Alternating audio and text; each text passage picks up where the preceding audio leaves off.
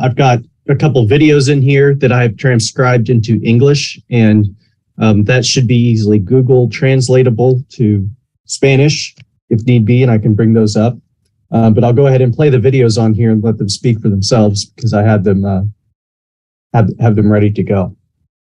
So the main goal from my end of the project is to try and figure out what frequency and what mechanism can give the highest heating into these SWNTs in vitro using the photothermal therapy at that radio frequency.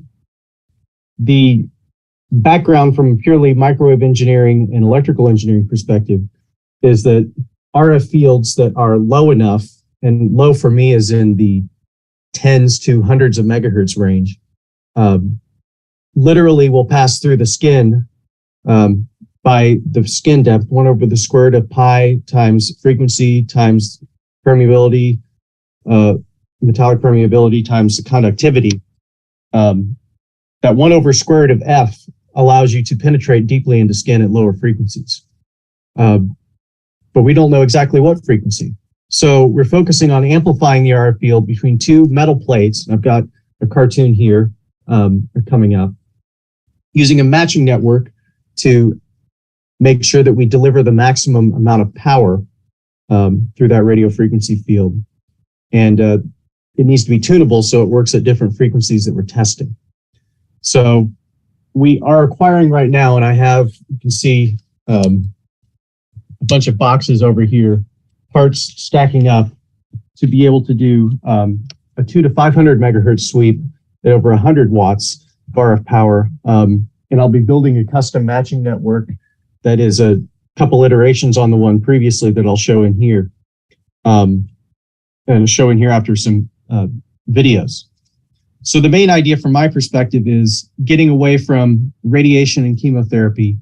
And I'm unfortunately familiar enough with that from both my mother and father having cancer and my father passing away nearly a decade ago, to photothermal and RF plus CNT therapy.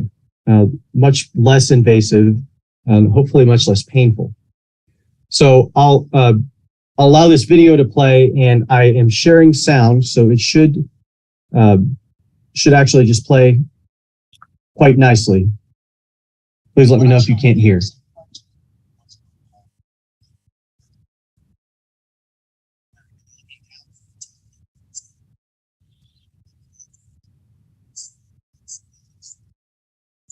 No audio coming to Caleb. Okay, I told it to share audio.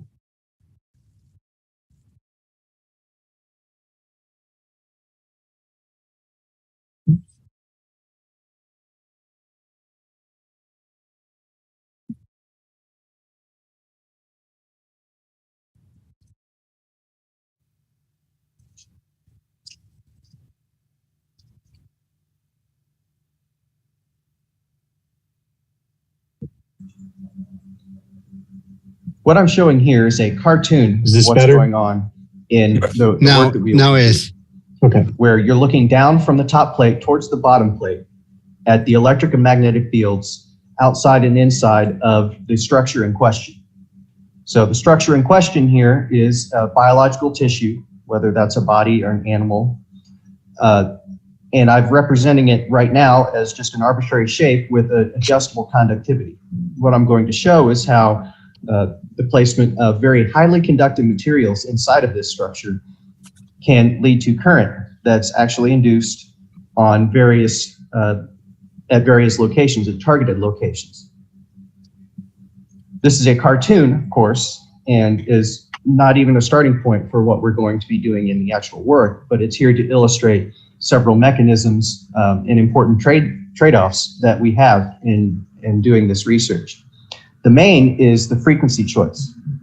So what you can see here are the electric and magnetic fields. The electric fields represented by the pulsing green and red, looking in and out. So the electric field would be going towards you or away from you in this structure, where the magnetic field is shown by the green lines circulating around them. And the exact frequency and geometries here are all scalable, and they're not absolute.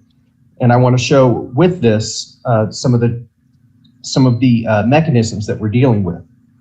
The main one being the choice of frequency. So here we have a conductor, and it's uniform in this case.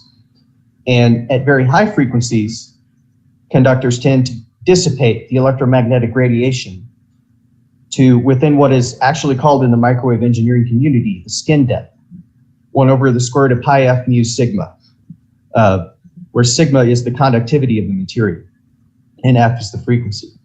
At microwave frequencies, typical microwave frequencies, it's centimeters at most. Extremely high frequencies, it goes down to millimeters.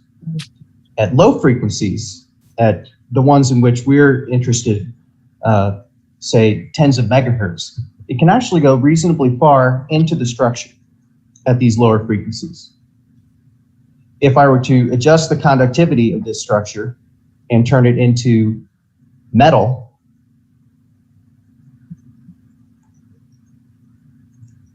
let me reset just to clear things. Turn it into metal, you can see that it's only being induced, the current indicated in this case by the yellow and blue squares, it's only induced on the outer edge. No matter how low we make the frequency, it's doing that. And at high frequencies, we still have, it's only penetrating down to the skin depth. However, in biological tissue, the conductivity is moderate. It definitely still conducts. You know that if you plug your fingers into the outlet, but it's not as high a conductivity as metal. So what we're trying to do is introduce into this very high conductivity structures on the inside. If I do that, I would be adding, say, a perfect conductor. If we do that at key locations inside the structure, even towards the middle, you can see the current, again, in the blue and yellow. Current is still being induced on these structures in the middle, and it's being induced at a much higher level than it is throughout the rest of the structure. If these are carbon nanotubes, which have extremely high conductivity, then they are going to be able to be reached by electromagnetic radiation at these fairly low frequencies. Again, at high frequencies, look what happens. So if I clear everything, at high frequencies, they're not being reached. However, if we go down to low frequencies, they're being reached. And this is why we're choosing the frequencies we are in the tens of megahertz range instead of the traditional microwave frequencies like one would use in their microwave oven.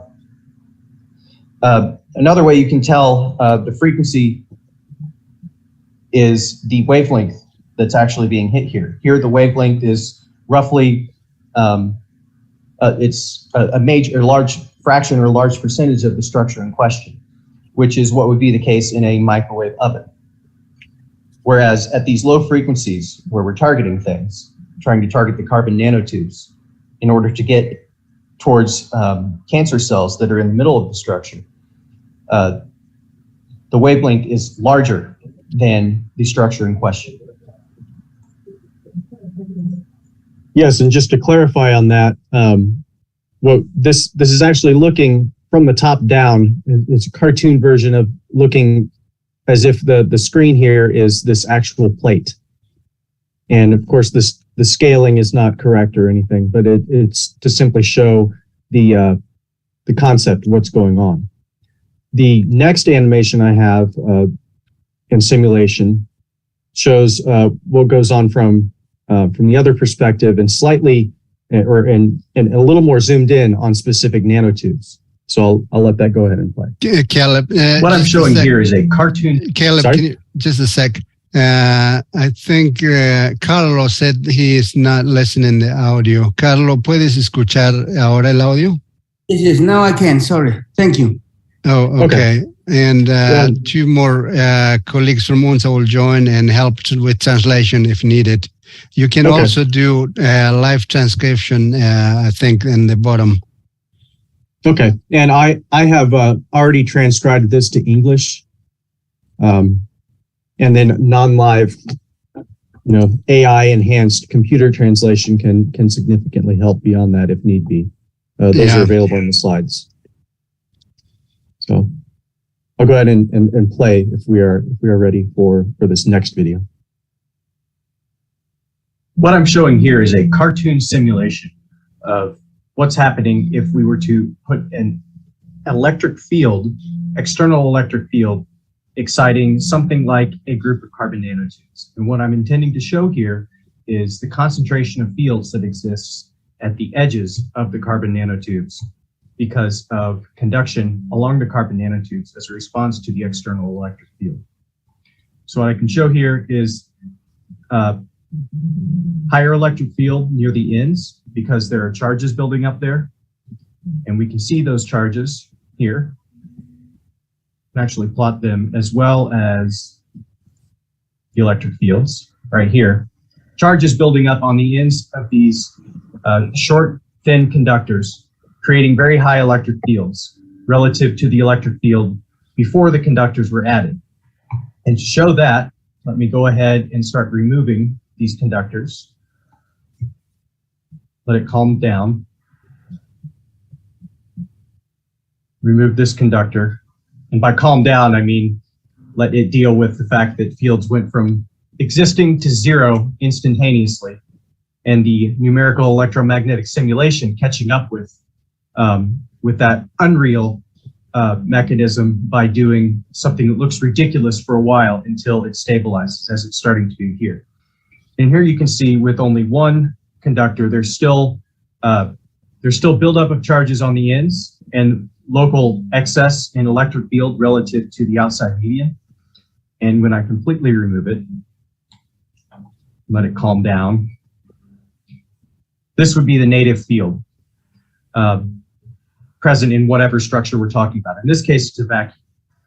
Now, if I add a single thin nanotube, once the electromagnetic simulation itself calms down and goes to a steady state type of solution that's reflective of what is actually going on in reality, you can see these effects again.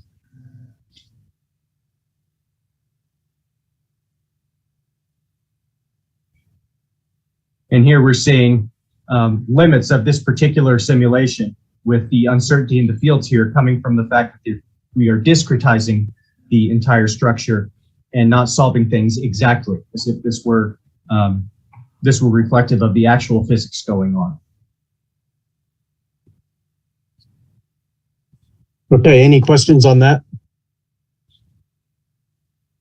You can, of course, take more at the end. So where we are now in 2022, we have ordered an amplifier in the process of ordering one that will cover 20 to 520 megahertz, up to 100 watts, which, based on the measurements Gabriela has made, is enough to see this effect in our targets.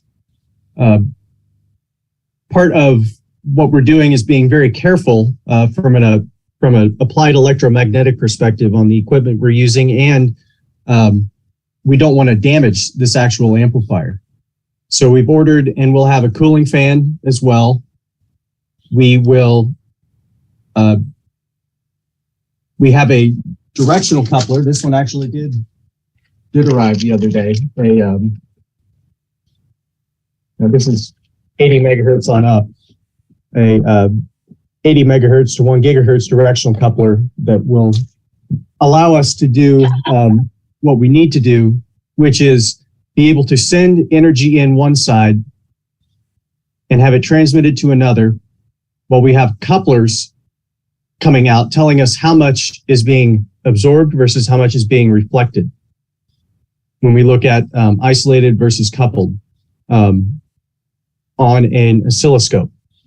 We've actually done that, or started to do that, with some very basic structures with the equipment that we do have. We'll be building, not building, but we'll be using these parts that we've ordered and are getting to implement this ourselves. The other aspect of this I'll cover in the next slide. But I'll note that these large metal boxes at fairly low frequencies, down in the tens of megahertz, they can handle a lot of power. At microwave frequencies at, say, several gigahertz, this is what directional couplers look like. Actually, just two two strips of copper on a circuit board right next to each other, coupled. And we use those all the time at high frequencies to do things. So this is an interesting application at much lower frequencies. The key here, and getting away from the off-the-shelf limited single frequency RF generator source that we've used thus far, is building our own matching network, tunable matching network. So I have an illustration here on what a matching network does. Go ahead and click play. A second illustration of what we plan to do from a circuit perspective, I'm showing here. What you see. Actually, there's a second illustration of what we plan to do from a circuit perspective, I'm showing here. What you see is our amplifier source and amplifier that we'll have will not be at 50 hertz. It's just 50 hertz because, again, we're using this simulation, really just not a simulation, but a demonstration and visualization tool from Paul Falstad. We'll be running at tens of megahertz, not 50 hertz, but it's down here for simplification purposes. And it has its own internal resistance, and that's how we model power amplifiers and sources of any kind. The key here, and what we're trying to show, is that in the presence of a resistive body of sorts, whether that be representative of an actual human body or a human body in the presence of or with many carbon nanotubes in it near cancer cells, or whatever we have between the plates in the previous from the previous video, those plates being here and here. We're modeling that with a resistance and a capacitance, because there is a resistance and a capacitance that accurately models what that structure is. The goal of this demonstration and illustration I'm making is to show how we're going to take a simple voltage source and amplify as much as possible the field strength between these two plates so that we can interact with the carbon nanotubes as much as possible. And the way we're going to do that, again, not with these actual components, but with tunable inductances and capacitances, is to create a matching network that will allow the maximum power to be delivered to whatever is connected between these two plates, or it'll allow the maximum power to be dissipated overall between here and here through whatever's going on in between these two plates. And the way we do that from an RF circuit perspective is to try and match the impedance of this source, which is typically it's typically a real number, like 10 ohms, 100 ohms, typically 50 ohms of the amplifiers that we're going to purchase and use. We want to match that to the impedance of the plates in the presence of whatever body is in between the plates. And to do that, we're going to introduce a matching network here, an impedance matching network. So let me illustrate that by adding this, inductor in place, only 100 millihenries, which is large at high frequencies, but it's very small for our purposes and what we'll do. And we intend to build a tunable version of this inductor so that what we can do is move that inductance to a point where we are delivering maximum power. Here you can see down here the voltage and current being delivered to the resistor. By adding this inductor here, roughly 800 millihenries, but in real life, of course, it's going to be something completely different because these numbers are not mapped to what we're doing. We're going to put this matching network in to maximize the amount of fields we're generating between these two plates so that we can maximize what's actually being dissipated in this resistor. So you can actually see that dissipation a little bit with these yellow dots, these moving yellow dots here. I can increase that a bit so you can see it more clearly. Compare this to what happens if the inductance is not there, or I turn it all the way down. You can see that there's a lot less current in there. Not a lot less, being about half in this particular case. In real life, we're expecting it to be much more than a half.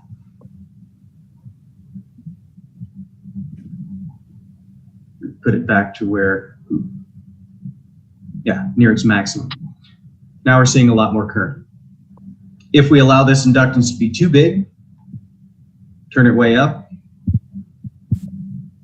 Let's let things calm down.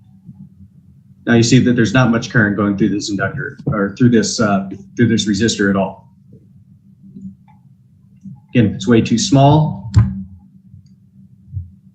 we're back to not as much current as if we had an ideal match. In this case, around 1 Henry. Again, a completely fake number, and the inductances that we'll be using are not going to be that high.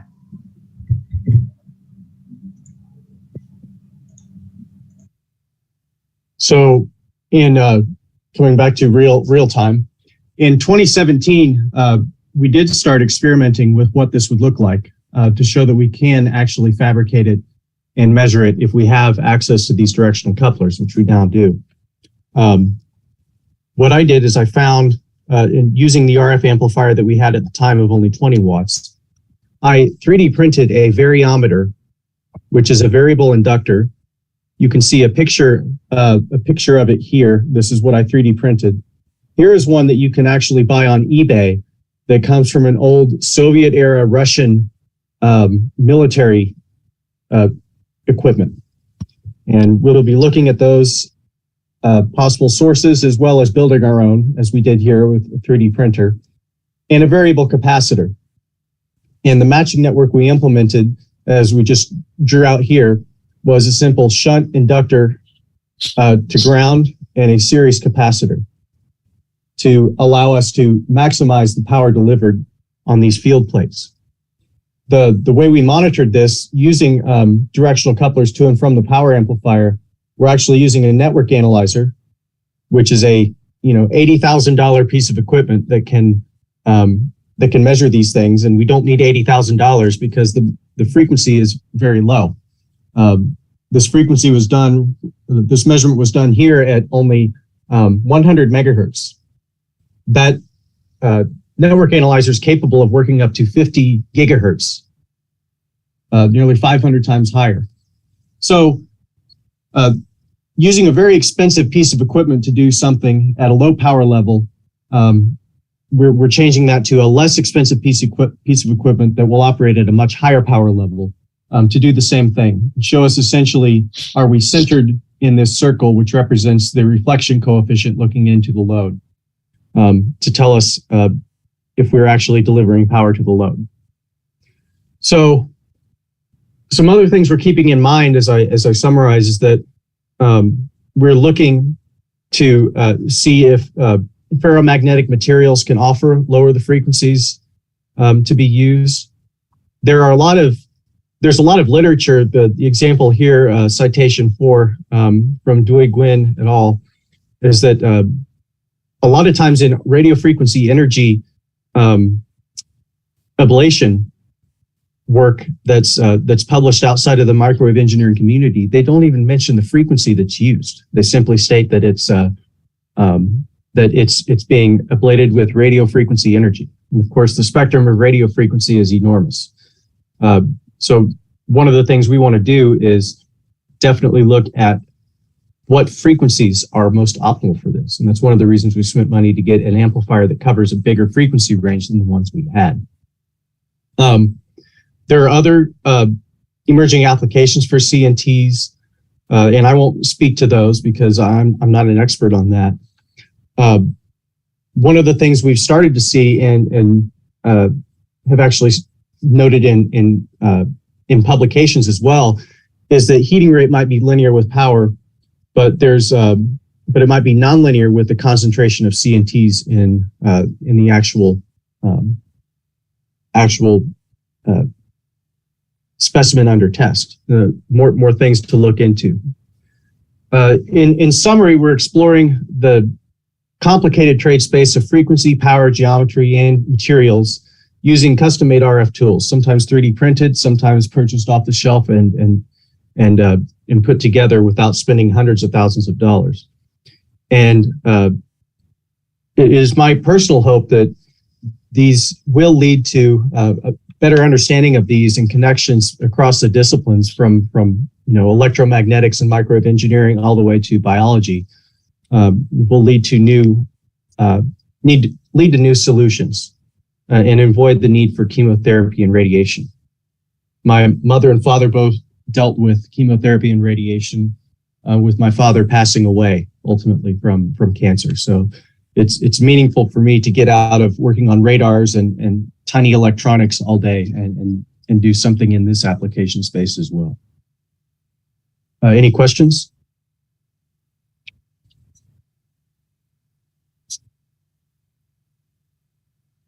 Caleb, Federico and Aurora, the two members of the research team from UNSA, are in the room now, and they can facilitate with the Spanish to English translation for the Q&A. Okay. Federico y Aurora, si podrían, por favor, ayudar con la traducción para preguntas y comentarios. Caleb, can you go back to your simulation animation with the carbon nanotubes inside the volume? What was the length of the carbon nanotubes there? This one or this one? That one. So just what I'm showing here is see those charges. Let me here. mute myself and go through.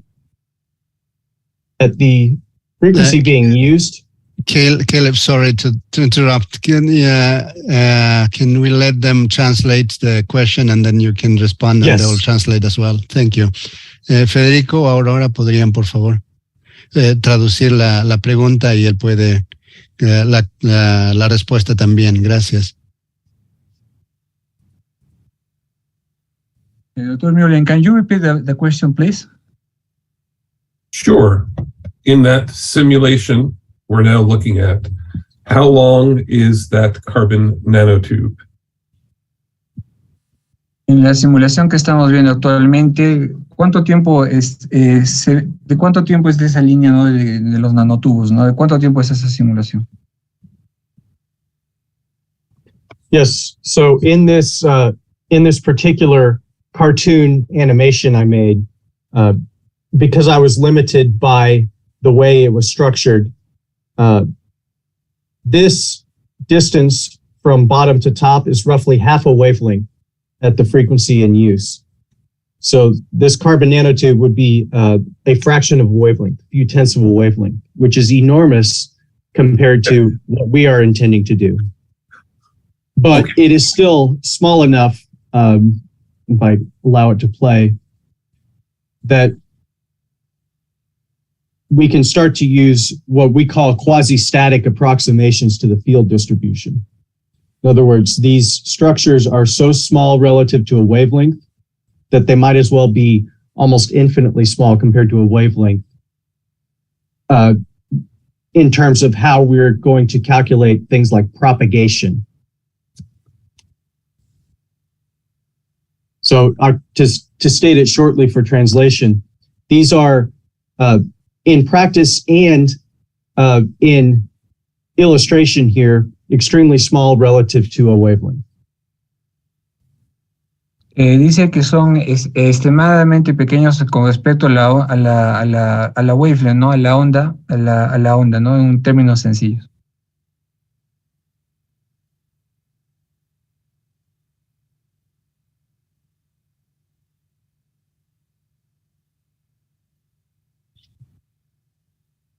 Were you able to hear me? Yes. Yes. Okay.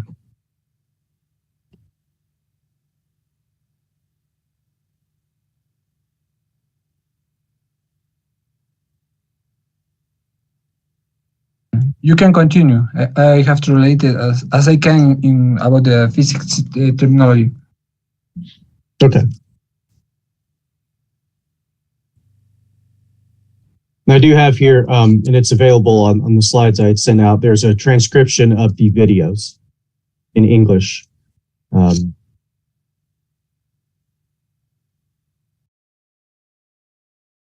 Or for those who are interested.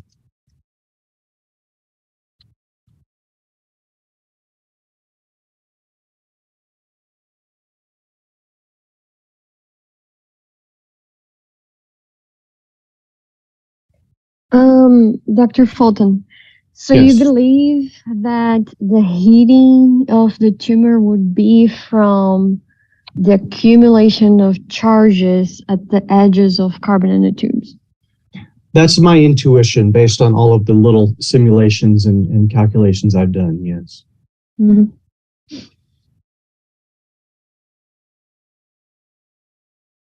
The other potential, and we've seen when things are not controlled, is ionization due to extremely high electric fields at the tips of metal would lead to heating, of course, but that is not what we're looking for. Yeah, no, we don't want to explode things.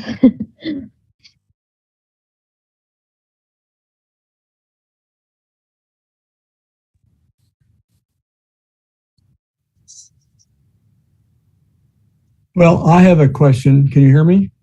Yes. Okay. So we're going to get this amplifier with a variable wavelength. So what is your belief about like where the optimal wave frequency will be, and what would be the reason for that being an optimum? Like what do you think is going to happen to lead to an optimum? I think there's going to be a trade-off between penetration depth in the tissue, which is going to be optimal at the lower the frequency, but in general, the amount of energy dissipated in a structure due to changing fields and currents is proportional to frequency for dipoles, for electromagnetic dipoles that are bouncing and hitting each other.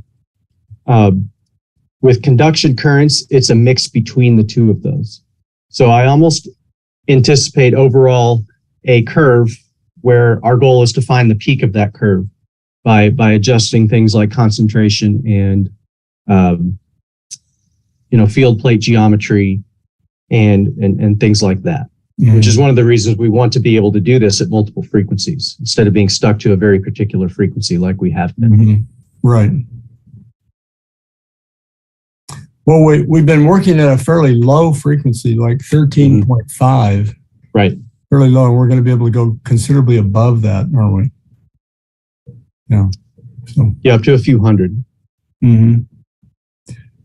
And we know that most people have cooked things in their microwave oven, correct?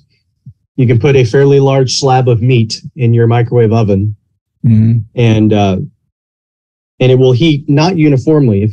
Everyone has probably seen if you put a large slab of meat in a microwave oven and put it in for 1 minute, the inside will not heat up. And the reason for that is the microwave oven is around 2 gigahertz. So by reducing that frequency by an order of magnitude, the square root of that being a factor of 3 to 5, for example, that's how much more penetration we would be able to get mm-hmm. at these lower frequencies than in a microwave oven. Mm-hmm. Okay, thank you.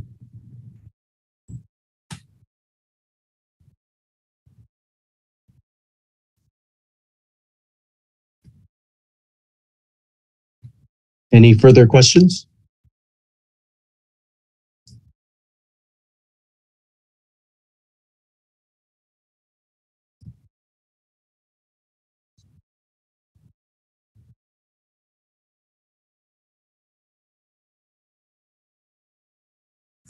I think we're doing reasonable on time, right? Mm-hmm. Up to a couple minutes in.